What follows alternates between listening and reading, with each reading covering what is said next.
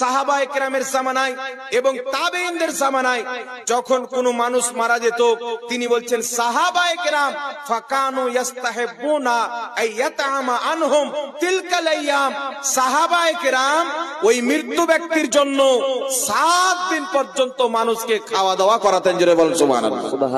বক্তা সাহেব যে হাদিসটি বর্ণনা করলেন, অত্র হাদিসটি হচ্ছে মুরসাল, আর মুরসাল হাদিস হচ্ছে জয়ীফ হাদিসের একটি কিসিম।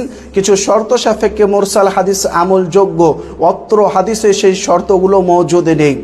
যদি মেনে নি তর্কের খাতিরে যে মুরসাল হাদিস বিনা শর্ত সাপেক্ষেই আমলযোগ্য, তাহলে আমার প্রশ্ন হচ্ছে সুনান আবু দাউদের 759 নম্বর হাদিস হচ্ছে মুরসাল এবং একই রাবি দ্বারা বর্ণিত। এমনকি মুরসাল হাদিস গ্রহণযোগ্য হওয়ার জন্য যে শর্তগুলো রয়েছে সেগুলো এর মধ্যে রয়েছে, তবুও কেন এই হাদিসকে কেন মানা হয়নি? বক্তা সাহেব কেন আমল করে না, মুরসাল বলে উড়িয়ে দেয়? আসলে আপনার মধ্যে কাফেরের একটি সিফাত রয়েছে। সূরা বাকারা 2 নম্বর সূরা আয়াত নাম্বার 85, আফাতুমিনুনা বিবাদিল কিতাবি ওয়া তাকফুরুনা বিবাদ, তুমি কিছু মানবে আর কিছু মানবে না, এটা হচ্ছে কাফেরের সিফাত। মানুষ মরার পরে কি চল্লিশা করা জায়েজ আছে? এই প্রশ্নের উত্তর সব জায়গায় দেওয়া লাগে। বোঝা গেল বাংলাদেশের সব সমাজে এটা আছে। আপনাদের এলাকায় আছে চল্লিশা? আরে ভাই, তাহলে তো সে পুরানো ওয়াজ আবার করতে হবে নতুন করে। সংক্ষেপে বলি, তারপরেও মানুষ মারা যাওয়ার পরে যার আত্মীয় স্বজন মারা যায় তাদেরকে এলাকাবাসী খাওয়াইতে হয় সুন্নাত। তাদের কাছ থেকে খানা আদায় করা এটা ইসলামের শিক্ষা না। হিন্দুদের মধ্যে শ্রাদ্ধ আছে, শ্রাদ্ধ। আমি সব জায়গায় এই কথাটা বলি।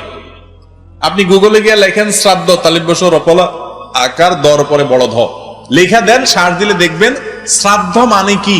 শ্রাদ্ধ হলো হিন্দুদের মানুষ মারা যাওয়ার পরের খানা।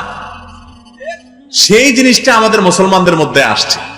মৃত মানুষের তরফ থেকে দান সদকা করা জায়েজ আছে, সেই হিসাবে আপনি গরিব দুঃখীকে খানা দিলেন, সেটা দিতে পারেন। কিন্তু এটার জন্য 1 নম্বর কথা কোনো দিন ঠিক হবে না। 40 আর 3 দিন আর 7 দিন, এই দিনের কোনো ফজিলত হাদিসে আসে নাই। আপনি মন গড়া যদি বানান তার নাম বেদাত। 2 নম্বর নকল আমল, এটা করলে গুনাহ হবে। আরো কথা কি বুঝাতে পারছি?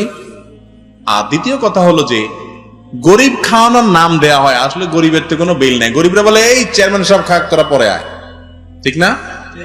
এলাকার সব মেয়েরা এসে একটা ফুর্তি ফাটতার অনুষ্ঠান সামিয়ানা টাঙ্গায়, এগুলো জায়েজ নাই।